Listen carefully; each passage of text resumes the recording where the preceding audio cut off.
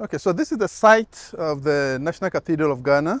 It is the vision of the president, and he really was the first, his first Independence Day speech after becoming the president. So that was on the 6th of March, 2017. That was also the 60th anniversary of our independence. And at his first Independence Day speech, he said on the way to address the nation, he had stopped to make a very, very important act, and that was to cut the sword for the commencement of work on a national cathedral, which will be an interdenominational space that brings the nation to worship, and that it was being done as a collective gesture of thanksgiving to God for his blessings on our nation. And that as a nation, we've enjoyed the blessings of God. And so what he wanted the cathedral to do was to really serve as our nation's collective thanksgiving. In addition, he saw it as a missing link in our nation's architecture. That is a place where the nation comes together in solemn occasions like state funerals, national thanksgiving services, and other things. But he also wanted, as a Christian, that this should also be a symbol of the Christian presence in this country, and that he wanted it to be a platform for building national unity. And so he put together a board of directors, trustees made up of only church leaders, to really be able to mobilize the church around this project.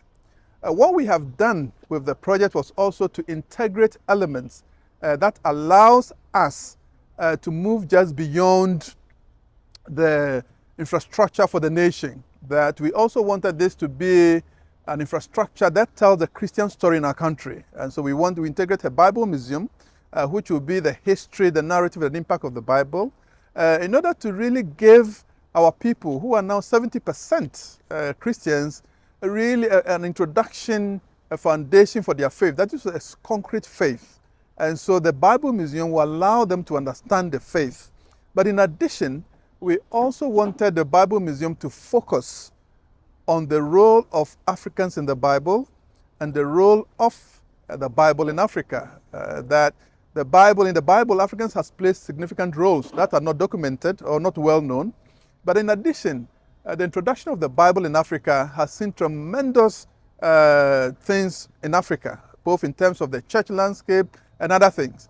And we wanted that to be a celebration of that moment. In addition, we're celebrating the fact that for the first time in history, there are more Christians in Africa than in where Christianity came from. And so this was the moment where we in Africa would celebrate the fact that from a period where people believed Christianity can never take roots, Christianity has taken roots. But we're doing this not in the context of almost a triumphalist sense that look what we have been able to do, but really to be able to say, look what God has been able to do with a people that people thought could not understand the Christian faith.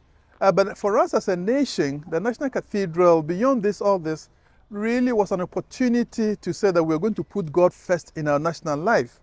That this was going to be almost like an infrastructural representation of our desire to have God at the heart center of this nation.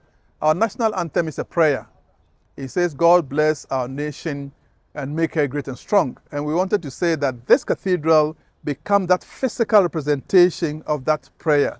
But in addition, by putting God at the center of our country's nation building, we believe that God would open up the heavens and bless this country. And this is not something we say for just saying it. We fundamentally believe that at the moment we as a nation says, look, we have put God at the center of our nation and our nation building, the heavens will be opened. We really believe this kind of unapologetically, and that out of that, we'll begin to see a new dynamism in our country. So that's what we are really doing this. That one, we are confident that the moment we say as a country, our priority is God, we will see this country move in different directions. But two, that we needed to also celebrate the Christian presence in our country. But three, we needed to really give an infrastructure to celebrate the momentous growth of the church in Africa. And that's why for me, the whole JC 2033 comes in, that this really will be almost Africa's gift, a physical representation of Africa's gift and thanksgiving to God for these 2,000 years of the resurrection that has really almost taken a continent, the dark continent, if you want to put it that way, into this continent that has become almost on the threshold of Christian expansion in the 21st century. So this cathedral represents that moment for us, that moment when we celebrate the fact that Africa has now almost become the heart of Christian expansion, and then it becomes almost a collective thanksgiving to God for what he has done with the African for these 2,000 years. And that's our thinking around the JC 2033. So most of the events we'll be planning around the cathedral will be around that. Almost our gift to thank God, to celebrate, but also to say, okay, if we are the center of Christian expansion, what leadership do we provide? What is the leadership that Africa should provide? 100 years ago, it was the Basel missionaries and others who came here, who Europe provided leadership. After that, it shifted to the US. Now, the center of gravity has shifted to Africa, and the cathedral is that physical representation of that shift. So the future for us then is, after we have celebrated this development, what leadership should Africa give in Christian expansion? So that's all comes together to, for us, create the importance of this project. It goes beyond just a political project. It goes just beyond an ecumenical project. It really is at the heart of what we believe should be Africa's contribution to Christian expansion in the 21st century.